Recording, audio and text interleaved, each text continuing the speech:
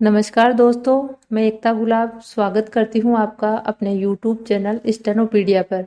यहाँ पर दोस्तों हम सीखेंगे बहुत ही इंटरेस्टिंग और इजी वे में शॉर्ट हैंड ऋषि प्रणाली। दोस्तों पिछले वीडियो में हमने अभ्यास 8 और 9 की प्रैक्टिस की थी। आज के वीडियो में हम तय वर्ग की दाईं और बाईं रेखाओं के प्रयोग को समझेंगे। आपको अच्छी प्रकार से पता है कि तय वर्ग की रेखाएं हैं, उनको दाएं और बाएं दो प्रकार से लिखा जाता है। तो कौन से व्यंजन के साथ कौन सी रेखा का प्रयोग किया जाएगा, दाईं तरफ की रेखा का प्रयोग कब किया जाएगा और बाईं तरफ की रेखा का प्रयोग कब किया जाएगा, इसे आज हम समझेंगे। तो चलिए स्टार्ट करते हैं आज का वीडियो। सबसे पहले देखिए हमारे पास शब्द है तप। तो इसमें क्या होता है, सबसे पहले हम फ्लो को देखते हैं। लिखने का हमारा जो फ्लो है वो सही बैठना चाहिए। तो अब हमारे पास शब्द है तप। तप को देखिए, अगर मैंने ये बायां तय है हमारे और ये दायां तय है। अब बाएं तय के साथ अगर मैं पैक को अटैच करूँगी तो ये अटैच अच्छे से नहीं हो पाएगा, क्योंकि ये रेखा इसके सामने से जा रही है। तो हम क्या करेंगे, एक बार जो दायां तय है उसको अटैच करके देखते हैं। दाएं तय को मैंने लिखा और यहीं से इसके अपोजिट देखिए पैक की रेखा जाती है। दायां तय इधर से जाता है, इधर जाता है, और पैक की रेखा है वो इसके विपरीत दिशा में जाती है। तो ये आसानी से लिखा जा रहा है। तो इस प्रकार आप देख रहे होंगे कि जो दायां तय है उसके साथ पैवर की रेखाएं हैं वो अच्छे तरीके से लिखी जाएंगी। तो तब है हमारे पास, तब को हम कैसे लिखेंगे, हम इसमें दाएं तय का प्रयोग करेंगे और यहीं से पैक की रेखा को अटैच कर देंगे। आगे देखिए दक। तो दोस्तों द है वो भी तय वर्ग की रेखा है।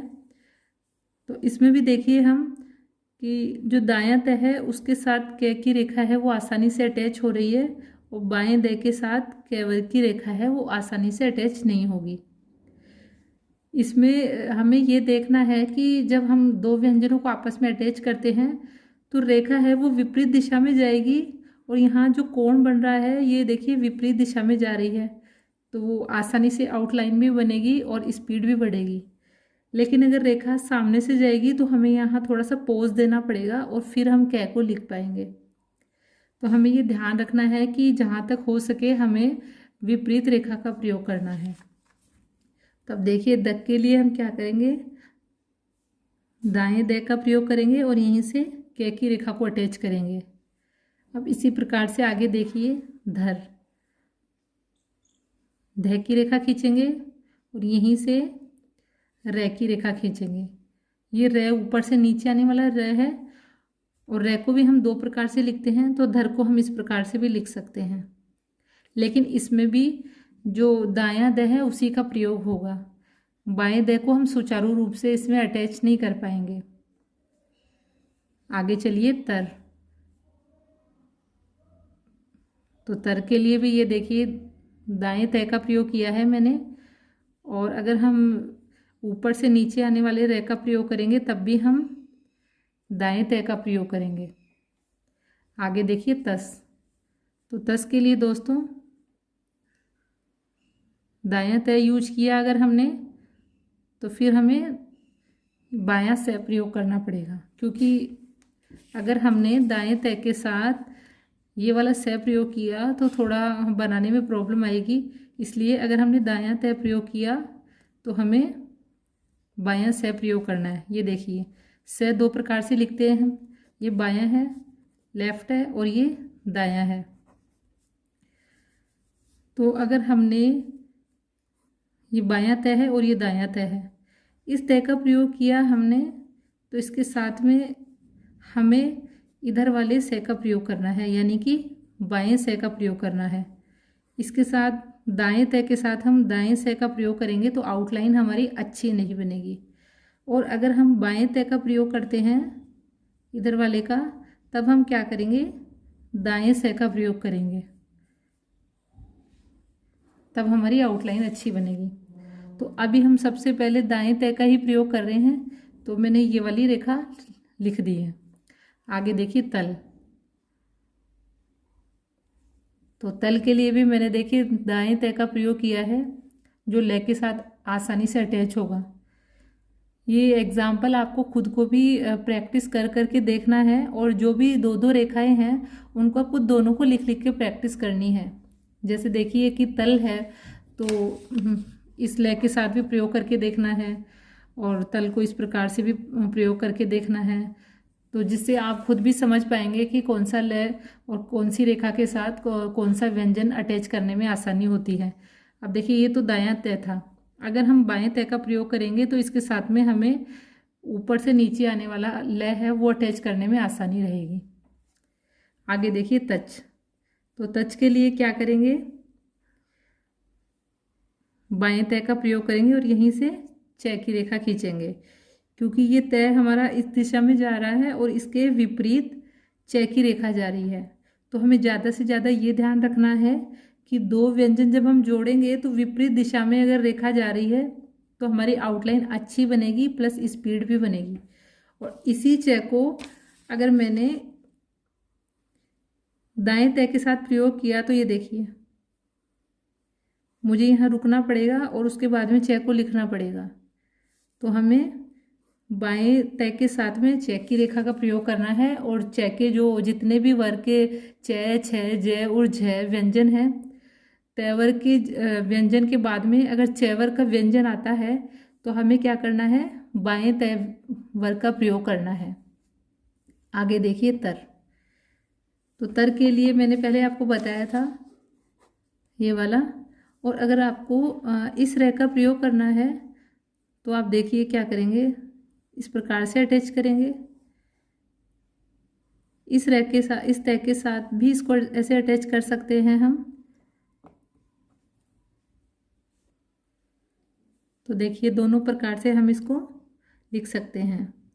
बाएं तय का प्रयोग किया और ऊपर से नीचे वाले रेखा का प्रयोग कर दिया, और इसके अलावा मैंने इस तय का प्रयोग करके दाएं तय का प्रयोग करके और यहीं से ऊपर से नीचे आने वाले रेखा का प्रयोग भी कर दिया। तो ये दोनों ही आउटलाइन सही है। आगे देखिए तस, तो तस के लिए सै के लिए मैंने अभी आपको बताया था कि अगर हम बाएं तय का प्रयोग करेंगे तो इसके साथ में हमें इस सै का प्रयोग करना पड़ेगा। आगे देखिए तह, तह के लिए हमने अगर बाएं तय का प्रयोग किया तो यहीं से हम इसको इस प्रकार से लेकर और नीचे से ऊपर जाने वाले है का प्रयोग किया है। तो हम देख रहे हैं कि बाएं तय के साथ हमें नीचे से ऊपर जाने वाले है का प्रयोग करना है।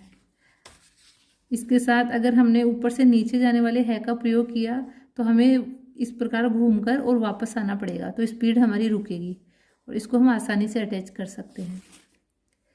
आगे देखिए तन, तन के लिए क्या करेंगे, बायां तय और यहीं से नए की रेखा अटैच कर देंगे। अगर हम दाएं तय का प्रयोग करेंगे तो नए आसानी से अटैच नहीं हो पाएगा।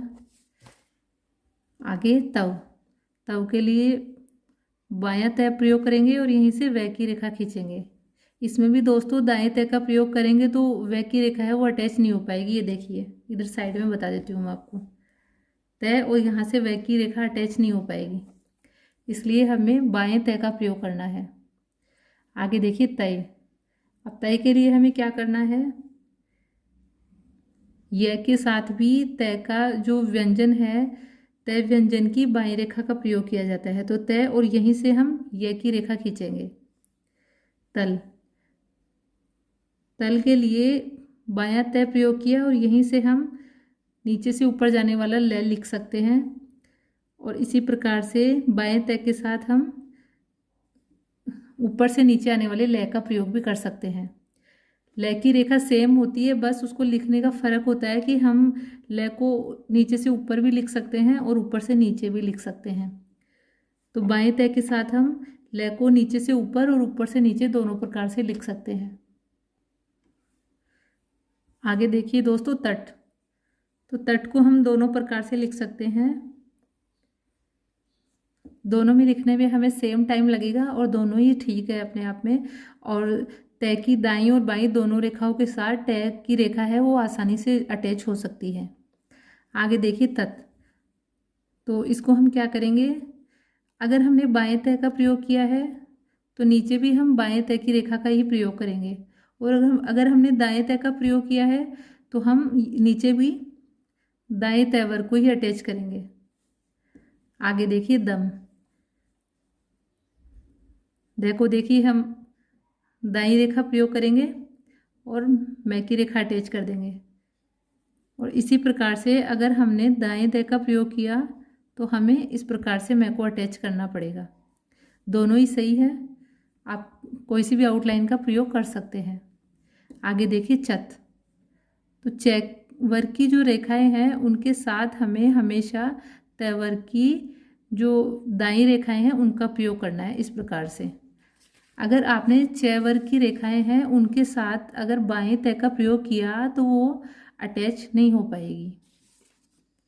आगे देखिए सद। तो सद के लिए हमें क्या करना है, अगर हमने बाएं सय का प्रयोग किया है तो हमें दाएं दय की रेखा खींचनी पड़ेगी, और अगर हमने दाएं सय का प्रयोग किया है तो हमें बाएं दय का प्रयोग करना पड़ेगा, अर्थात इनमें विपरीत रेखाएं चलती है। दाएं सय का प्रयोग किया है तो बायां तय प्रयोग करना पड़ेगा, और बायां अगर सय प्रयोग किया है तो दाएं दय का प्रयोग करना पड़ेगा। आगे देखिए हत। तो नीचे से ऊपर से नीचे है और इसके साथ हम कौन सा तय यूज करेंगे, दायां तय यूज करेंगे। यानी कि ऊपर से नीचे आने वाला जो है उसके साथ हमें तयवर की कौन सी रेखा का प्रयोग करना है, हमेशा दाएं साइड की रेखा का प्रयोग करना है। ये देखिए अगर आप ऊपर से नीचे आने वाले है के साथ इस रेखा का प्रयोग करेंगे तो ये आसानी से जुड़ेगी नहीं, इसलिए हमें हमेशा ऊपर से नीचे आने वाले है के साथ तय वर्ग की रेखाएं हैं उनकी जो दाईं साइड वाली रेखाएं हैं उनका प्रयोग करना है। अगर हमने इसमें नीचे से ऊपर जाने वाले है का प्रयोग किया होता तो हमेशा तय वर्ग की बाईं रेखा का प्रयोग होगा। आगे देखिए मत। मैं और यहीं से हम लिखेंगे तय मत, और इसको हम इस प्रकार से भी लिख सकते हैं, बस ये अटैच होने में थोड़ी सी प्रॉब्लम आएगी। आगे देखिए कत।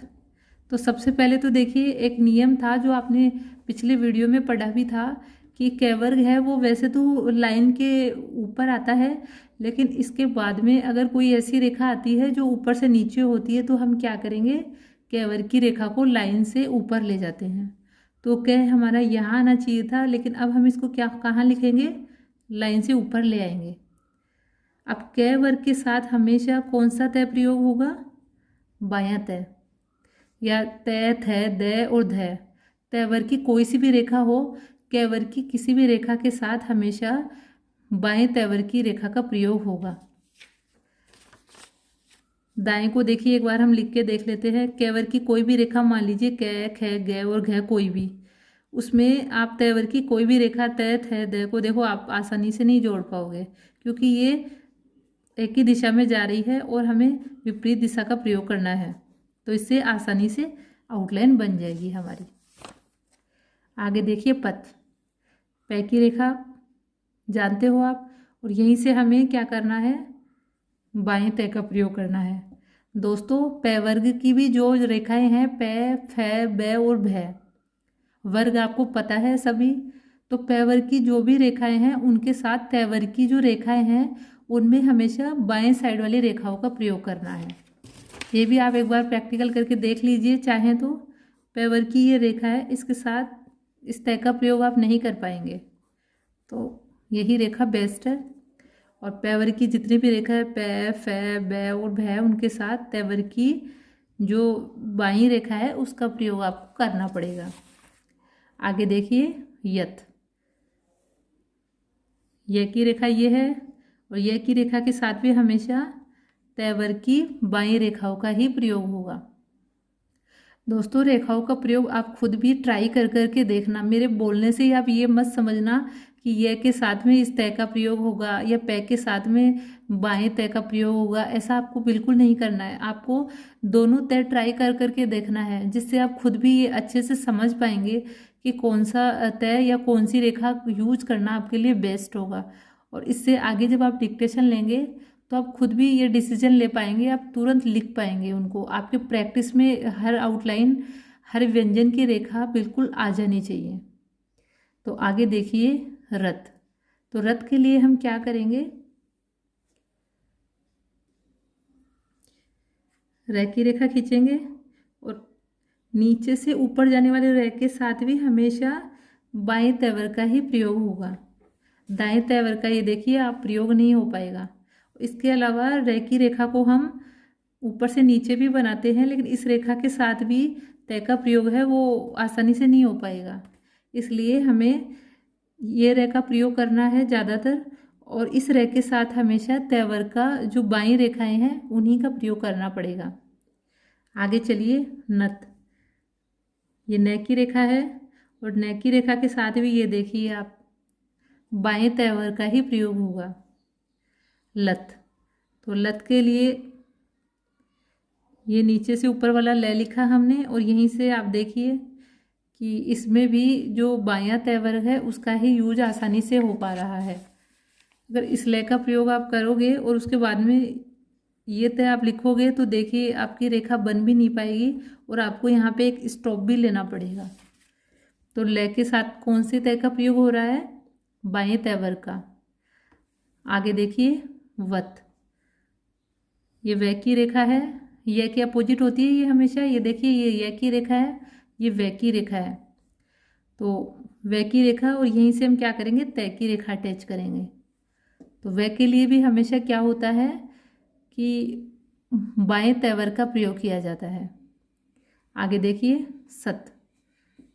तो सत के लिए देखिए हमने दाएं से का प्रयोग किया है, तो हमेशा क्या होगा, बाएं तैवर का प्रयोग होगा।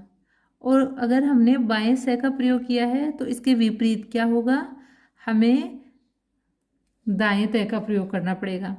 दोनों ही रेखा सही है, बस आपको ध्यान ये रखना है कि ये हमेशा अपोजिट होती है। अगर आपने बायां से प्रयोग किया है तो दायां तय वर्ग प्रयोग करना पड़ेगा, और अगर आपने दायां से वर्ग प्रयोग किया है तो आपको बायां तय वर्ग प्रयोग करना पड़ेगा। ये आपको ध्यान रखना पड़ेगा। आउटलाइन रेखाएं जोड़ने से पहले कि विपरीत दिशा में जब ये रेखाएं जाती है तो आसानी से जुड़ती है, आउटलाइन अच्छी बनती है, प्लस स्पीड भी बढ़ती है। आगे चलिए हथ। तो हथ के लिए देखिए यहाँ हमने हथ के लिए हमने ये दोनों हथ मैंने बताए थे, ऊपर से नीचे जाने वाले है के साथ में और नीचे से ऊपर जाने वाले हथ के साथ में। तो ये देखिए है और तय। है के साथ में नीचे से ऊपर जाने वाले है के साथ में बाएं तय का प्रयोग होगा, और ऊपर से नीचे आने वाले है के साथ में दाएं तय का प्रयोग होगा। आगे देखिए मत। तो मत के लिए हमें क्या करना है, मैं की रेखा और मैं के साथ में बाएं तय वर्ग का प्रयोग होगा। आगे चलिए, आगे शब्द है हमारा टत।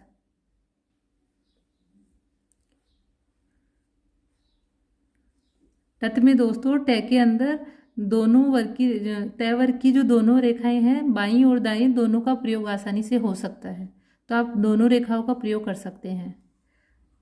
आगे देखिए तत। तत में क्या होगा, अगर आपने बाएं तय का प्रयोग किया है तो नीचे बायां तय जोड़ना है, और दाएं तय का प्रयोग किया है तो दायां तय जोड़ना है। तय में तय आसानी से जुड़ जाएगा, बस इसमें ध्यान यही रखना है कि बाएं तय के साथ बायां तय और दाएं तय के साथ दायां तय। दोस्तों अभी तक के जितने आपने एग्जाम्पल देखे थे उनमें हमने तय वर्ग की जो रेखा है उनका प्रयोग तो किया है, दाईं और बाईं दोनों रेखाओं का प्रयोग करके तो देखा है, लेकिन उन शब्दों में मात्राएं नहीं थी। अभी हम ये देखेंगे कि अगर मात्रा हो तब हमें कौन से तय वर्ग की रेखा का प्रयोग करना है, दाईं रेखा का प्रयोग कब करना है और बाईं रेखा का प्रयोग कब करना है। तो अब इसमें देखिए आप, तैवर का कोई भी शब्द जब अकेला जब व्यंजन होता है तैवर का कोई भी, जैसे तै, थे, दे और ध, कोई भी एक अकेला व्यंजन जब होता है तैवर का और उससे पहले अगर कोई स्वर आता है जैसे ए, आ, ओ, कोई भी स्वर आता है, ऊ, आई, कोई भी, तो हम क्या करेंगे, हमेशा बाएं तैवर का प्रयोग करेंगे। और अगर तैवर के पहले कोई स्वर नहीं आता तब हम क्या करेंगे, अगर अकेला व्यंजन है हमारे पास, केवल अकेला व्यंजन, यहाँ मैं शब्द की बात नहीं कर रही, अकेले व्यंजन की बात कर रही हूँ, तो अकेला व्यंजन अगर आता है और उसके बाद में मात्रा आती है लेकिन पहले कोई स्वर नहीं है, तो हम क्या करेंगे, दाएं तैवर का प्रयोग करेंगे। लेकिन अगर व्यंजन अकेला है, सिंगल है हमारे पास और उसके पहले स्वर है कोई भी और बाद में चाहे फिर मात्रा हो या नहीं हो, तो ऐसी सिचुएशन में हमें क्या करना है, हमेशा बाएं तैवर का प्रयोग करना है। तो देखिए एग्जाम्पल, शब्द है हमारे पास आध, तो आध से पहले देखिए व्यंजन हमारे पास अकेला एक व्यंजन है हमारे पास ध। अब ध से पहले यहाँ एक स्वर रखा हुआ है आ, तो व्यंजन अगर अकेला होता है तैवर का और उससे पहले स्वर है तो हम क्या करेंगे, बाएं तैवर का प्रयोग करते हैं। तो हमें बाएं ध का प्रयोग करना है और इससे पहले हमें आ का स्वर रख देना है। आ का स्वर कहाँ आता है, फर्स्ट प्लेस पर आता है, तो ये हमने फर्स्ट प्लेस पर आ का स्वर रख दिया और बन गया हमारा आध। आगे चलिए ऊद, अभी इसमें भी वही है, द है और द से पहले ऊ है, स्वर रखा हुआ है, लेकिन व्यंजन एक सिंगल व्यंजन है, कोई शब्द नहीं है।